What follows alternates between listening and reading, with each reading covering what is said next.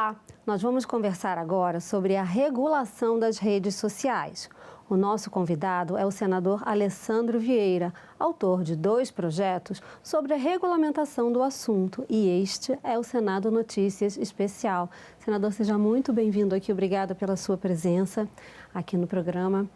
O senhor é autor do PL das Crianças, que tem como objetivo proteger crianças e adolescentes nas redes sociais. Nos últimos 9 anos, senador, foram 56 casos de crianças e adolescentes que morreram ou sofreram ferimentos graves por causa de desafios na internet.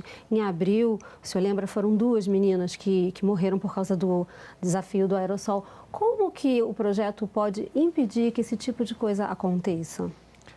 Bom, primeiro, obrigado pela oportunidade. Esse projeto ele tem um alinhamento com tudo que o mundo está tentando fazer em termos de proteção de crianças e adolescentes em ambiente digital. Então, ele parte de coisas muito simples.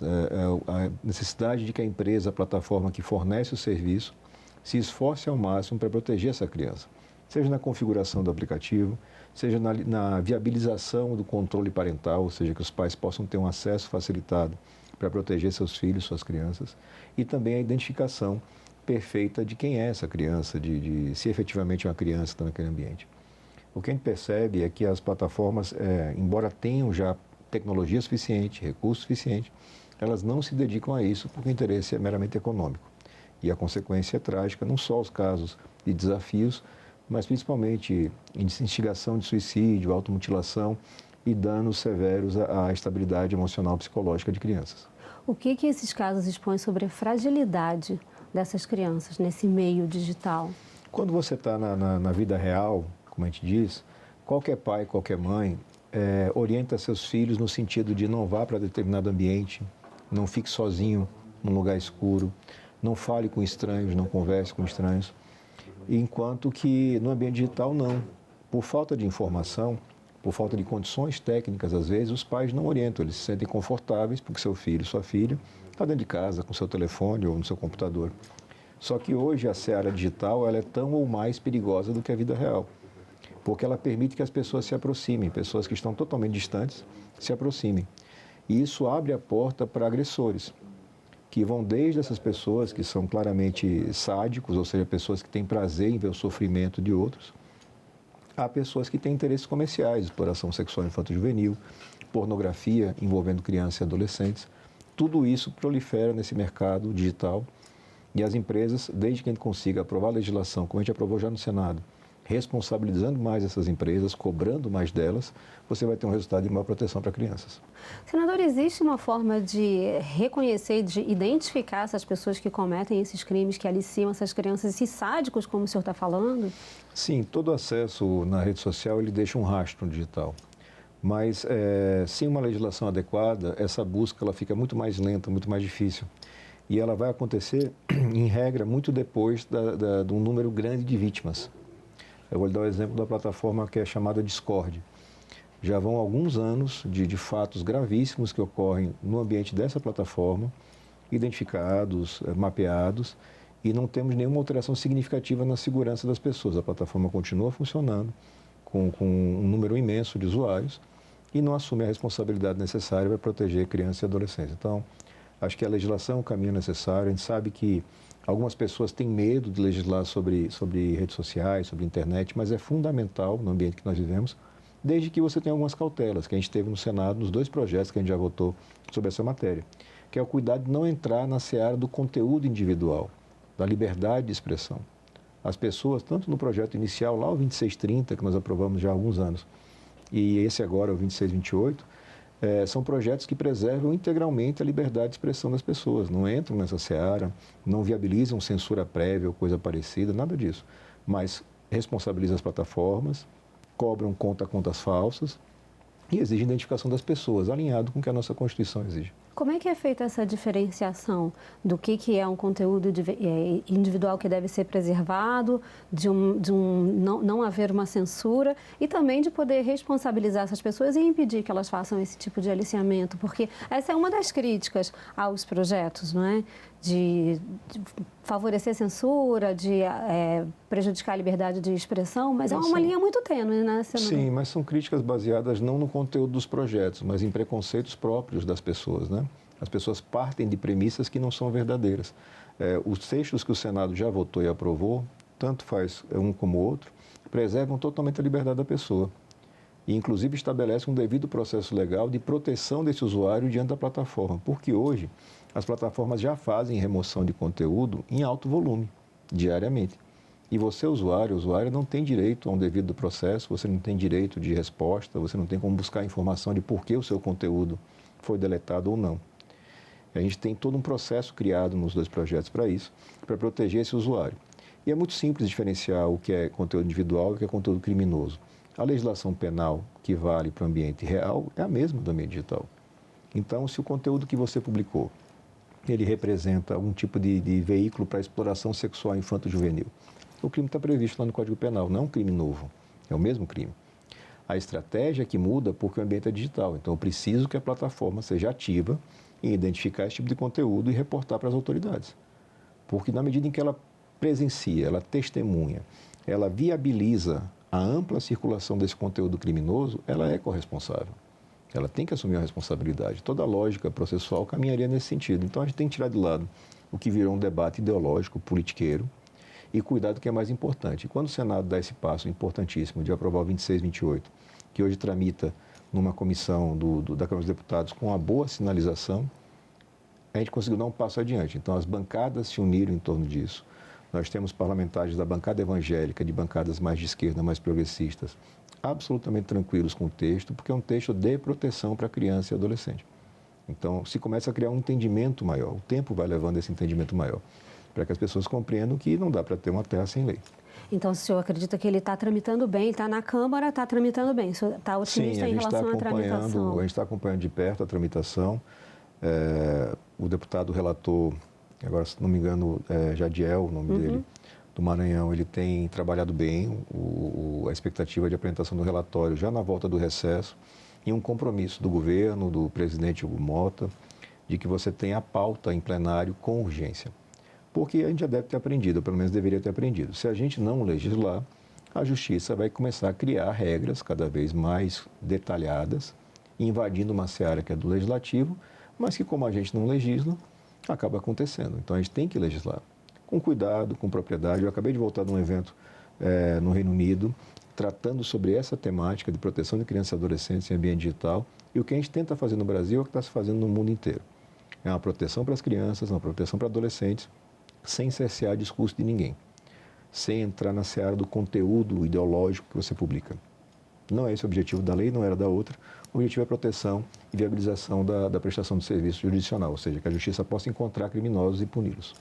No caso, então, punir tanto os criminosos como as plataformas, né? Sem dúvida. No caso, elas também serão responsabilizadas? Sim, elas podem ser sancionadas com multas, né, para que você tenha uma última etapa, porque o que a gente exige? A plataforma tome as medidas e tenha transparência para que o poder público possa fiscalizar. Olha, eles estão realmente fazendo o trabalho deles, eles estão cuidando para que eu não tenha acesso indevido, para que eu não tenha criança acessando aplicativos que não são para sua faixa etária, para que essas crianças não sejam expostas a criminosos, a pedófilos, a sádicos. E se eles estão fazendo isso, ótimo. Se eles não fazem, eles podem sim ser sancionados com multas. Esse é o caminho que a gente encontrou. E numa hipótese extremamente remota, reiterado o descumprimento, aí sim você pode ter até o bloqueio do perfil da própria plataforma. Mas não imagino que chegue a isso. A experiência global aponta no sentido de quando você tem uma lei e essa lei tem sanções financeiras, as plataformas se alinham rapidamente. Elas se organizam. Porque, eu repito, elas já têm essa informação. Não é crível, não dá para acreditar que a plataforma não sabe que é uma criança e não um adulto que está ali. E o contrário também. Eles sabem onde você está, eles sabem seus hábitos de consumo, quanto tempo você fica na tela, porque esse é o produto deles, é o que eles vendem. Eles vendem todos os nossos dados, então eles já têm. A gente quer agora apenas que eles cumpram a responsabilidade que está dentro de tudo aquilo que a nossa legislação já há muito tempo preconiza. Eles sabem muito da nossa vida, né? Tudo e mais um pouco. Tudo e mais um pouco. E pela sua experiência, pelo que o senhor viu nesse encontro, os outros países estão conseguindo fazer esse bloqueio? Sim, estão avançando bastante. O Reino Unido, em particular, está em fase de implementação da legislação de proteção. Nós temos algumas vertentes, vamos dizer assim, legislativas. Você tem a União Europeia num tratamento mais duro com as plataformas, com as big techs, como se chama. Os Estados Unidos com um tratamento muito mais leniente, muito mais aberto. O Reino Unido, como o Brasil, buscando um meio termo, em que você consiga legislar, que você consiga regular, mas preservando o espaço de inovação das empresas, preservando o espaço de liberdade do cidadão. E você tem as experiências que são de países que são ditaduras, como é o caso da China, que não tem interesse real para o Brasil porque não cabe numa democracia. E nem a internet tem acesso, né? Não, você tem um bloqueio total. Então, são modelos e experiências que não interessam para a gente porque não são aplicáveis aqui, não faz sentido. Né? Agora, muito importante essa parte de educação digital, é entender, as plataformas já têm o seu dado, elas já sabem da sua vida toda, elas ganham dinheiro com isso. Então, não tem sentido você achar que regular a plataforma, exigir dela mais responsabilidade, vai mudar alguma coisa na sua vida, para pior. Que você vai perder alguma coisa. Você não perde nada e você protege a sua família, as crianças e adolescentes na sua casa.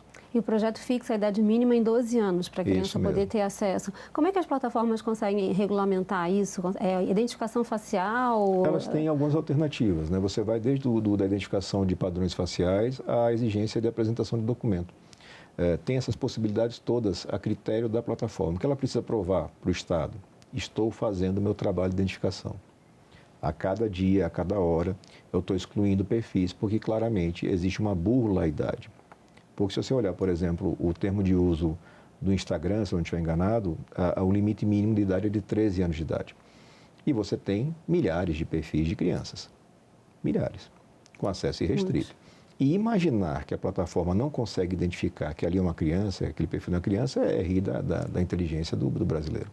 Então, acho que estamos amadurecendo como sociedade, as pessoas estão entendendo mais os impactos. Não é só a questão que é mais midiática, vamos dizer assim, que é do suicídio, da automutilação, da pedofilia, mas é também fraude, furto de dados, inserção de informações falsas em contas para fins de estelionato. São muitas coisas. O crime organizado entrou nessa seara com muita força, porque é extremamente lucrativo. E até muita inteligência, né? Assim, o bandido não tem a obrigação de ser burro. Ele quer burlar a lei para ter uma vantagem ilícita. E ele percebe que quando você tem, por exemplo, um crime armado, é um risco muito maior de confronto, o ganho pecuniário comparativamente é muito menor. E quando você vai para o crime digital, não. O crime digital, o número de presos é pequeno, as penas ainda são penas baixas e a margem de lucro é imensa. É por isso que o seu telefone não para de tocar ou você não para de receber e-mails e mensagens com tentativas de golpe. Todas essas tentativas já são automatizadas. Você já tem aí inteligência artificial trabalhando, já tem centrais de telefonia trabalhando. A gente precisa regular e dar uma resposta para isso. E sempre golpes novos, que a gente nunca imagina que são golpes e são, né? Sim, a gente está muito exposto hoje em dia, né? A gente tem... hoje discutimos, né, no Senado aqui um pouco do Código Eleitoral, tentando tratar também de inteligência artificial para fins eleitorais, o uso do deepfake, que são aqueles vídeos com alta semelhança com a realidade. É o nosso mundo atual, a gente tem que cuidar dele, né? A legislação tem que cuidar disso tudo para garantir a preservação dos nossos valores e da nossa legislação, que já vale para a vida real. Eu sou daqueles que entendem que você não precisa criar nada de muito novo. Você precisa apenas adaptar para que você tenha viabilidade. Um estelionato cometido na vida real, ele vai fazer uma vítima, 2, 3, 10. Na rede social, na internet, vai fazer milhares de vítimas. Um crime contra a dignidade sexual de uma criança, uma exposição de imagem de pornografia infanto-juvenil, que antes aconteceria no ambiente de uma escola, por exemplo, aquele vazamento de imagens no grupo de colegas, hoje vai para a rede social e são milhões de pessoas ao redor do mundo que vão ver aquela imagem para sempre. É um trauma para sempre na vida da criança. E exige uma atuação do Estado mais firme. Eu acho que a gente está dando passos significativos para conseguir resolver isso.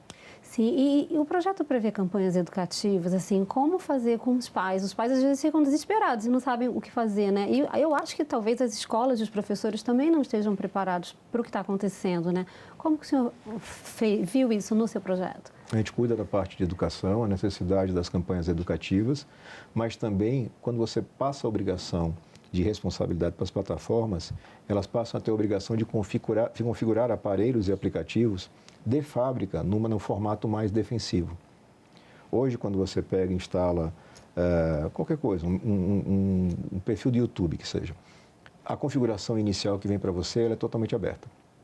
Mas você pode, sabendo, configurá-la para restringir, para que não tenha acesso a determinadas palavras, determinadas imagens, determinados produtos. Mas qual pai e mãe que tem conhecimento, tempo para fazer isso? Quando você vira a chave e você diz para a empresa, olha, você tem que, por padrão, fazer a configuração mais defensiva, você protege uma gama imensa de possíveis vítimas, que não teriam essa proteção porque os pais não têm ainda, ou talvez nunca tenham, capacidade de fazer essa configuração, de entender os riscos. É um mundo novo. Para muita gente é um mundo totalmente hostil. Mas a gente queira ou não, todos nós estamos inseridos nesse mundo digital e ele tem riscos próprios e que tem que ser tratados pela lei. Senador, o senhor também é autor do projeto mais abrangente sobre regulamentação das fake news e das redes sociais, que é o PL das Fake News. E ele foi aprovado aqui no Senado e está na Câmara desde 2020. Por que o senhor acha que está demorando tanto para esse projeto ter alguma movimentação na Câmara dos Deputados? Eu acho que esse projeto ele chegou muito antes da compreensão da maior parte dos parlamentares sobre o tema, né? A gente inovou bastante, é um dos primeiros projetos com tramitação consistente no mundo, com qualidade nessa área. Ele já tinha todos esses cuidados de não entrar em seara de opinião, não permitir censura prévia, proteger o usuário, mas ele foi vítima de um ataque muito grande de desinformação, sustentado, financiado, inclusive pelas empresas. A gente tem trabalhos científicos que mostram o quanto plataformas como o Google trabalharam contra o projeto, investiram dinheiro contra o projeto, pagaram anúncios e textos contra o projeto. E isso deixou amedrontados alguns deputados e acabou retardando e praticamente inviabilizando a tramitação. O resultado foi a decisão, agora recente, do Supremo Tribunal Federal, que invadiu a seara do Legislativo e legislou, na ausência de uma legislação, usando o argumento de uma inconstitucionalidade de um trecho do artigo 19 do Marco Civil da Internet. Eles entraram nessa área e regulamentaram com artigos, com incisos, com hipóteses. A gente vai ter que retomar esse tema, né? Eu acho que agora já tem um acumulado de entendimento e de conhecimento para que os parlamentares, especialmente os deputados, vejam isso com um pouco mais de clareza e tirem dessa bobagem de uma pseudo-disputa ideológica, né? A gente tem que cuidar das ferramentas, não é do conteúdo. O conteúdo é livre. Eu quero postar um conteúdo que alguém pode achar criminoso. Se esse alguém achou criminoso, da mesma forma como pode achar criminosa uma fala minha aqui para ti, né? Vai ter o caminho da justiça, a justiça vai avaliar se é ou não é crime. O que eu não posso é ter ferramentas desregulamentadas. Uma atividade tem impacto econômico enorme, impacto social absolutamente indescritível. São as empresas de maior poderio econômico da história do capitalismo. A gente nunca teve empresas com tanto poder e com tanto dinheiro como as empresas de tecnologia da informação hoje têm. E a gente tem que ter uma regulamentação.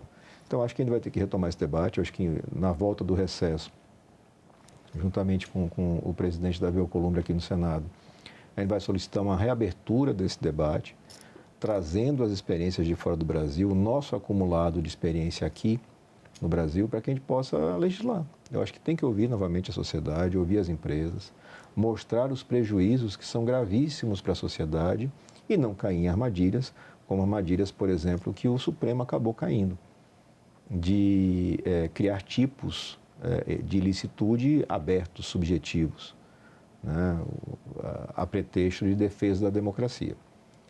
Tudo tem que ter um limite, uma lógica, e a nossa lógica sempre vai ser de cuidar das ferramentas e, com as ferramentas reguladas, se tiver alguma hipótese de possível crime, a pessoa vai seguir o roteiro normal de um possível crime, vai denunciar a polícia, a justiça vai apreciar, vai condenar ou não o criminoso.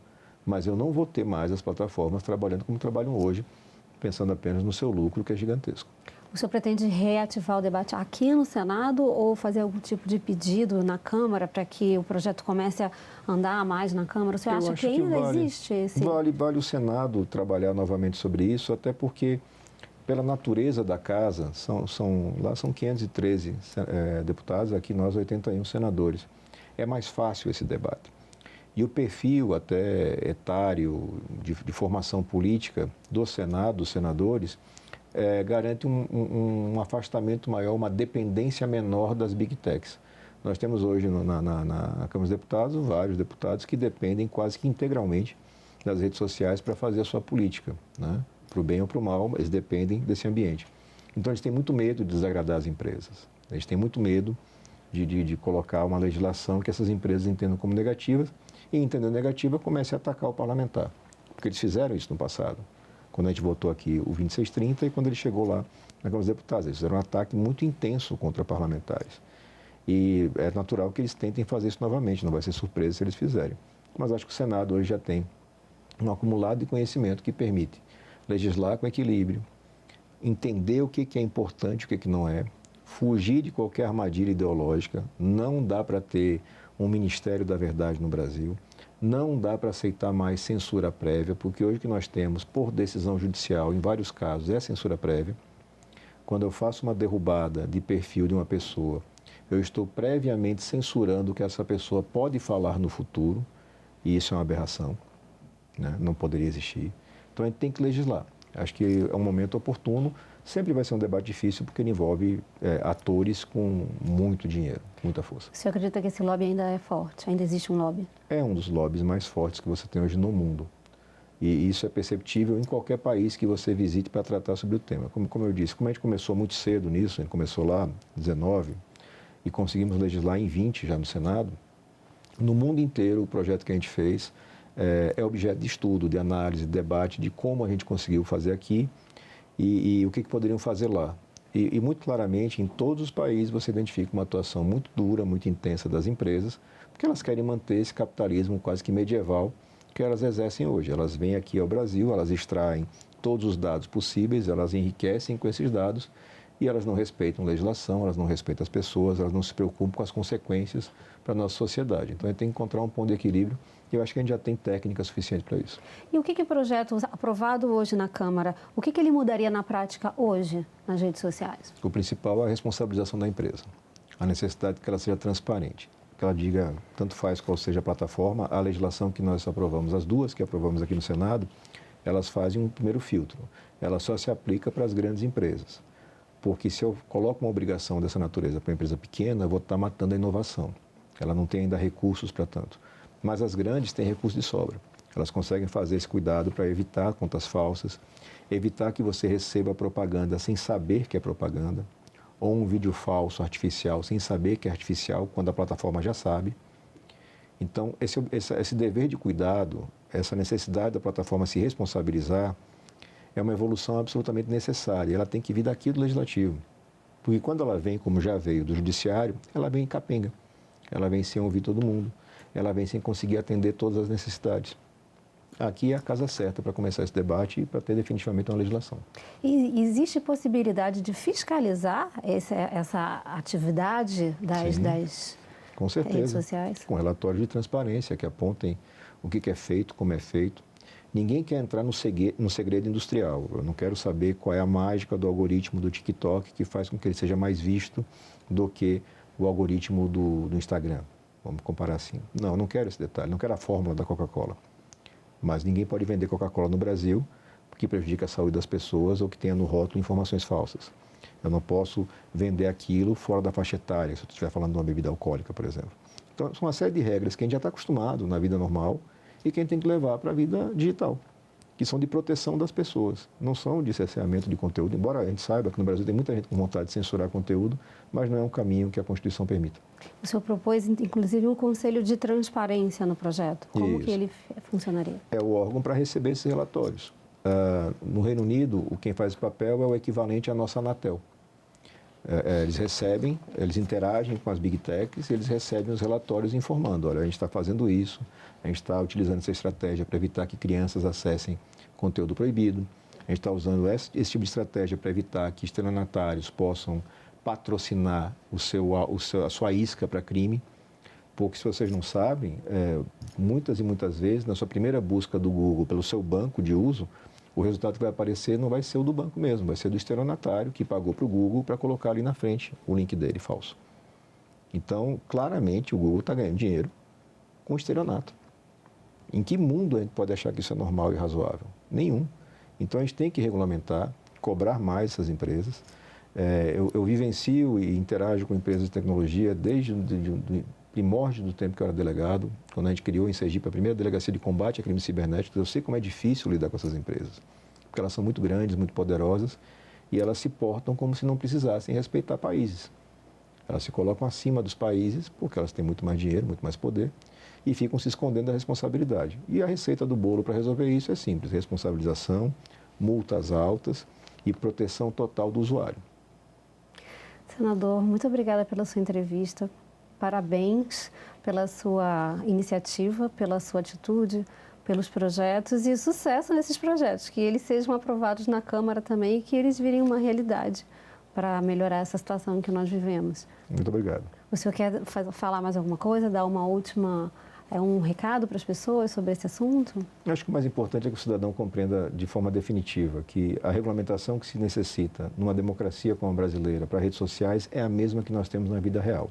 Você tem liberdade total na sua opinião, mas tem que ser identificado. E as plataformas que ganham dinheiro com a circulação disso têm que ter responsabilidade pelo alcance que dão para o cometimento de um eventual crime. Certo. Muito obrigada. Obrigado. E nós ficamos por aqui. Esse programa já está disponível no nosso site senado.leg.br/TV e também no canal da TV Senado no YouTube. Mais uma vez, obrigada pela atenção e continue assistindo a TV Senado.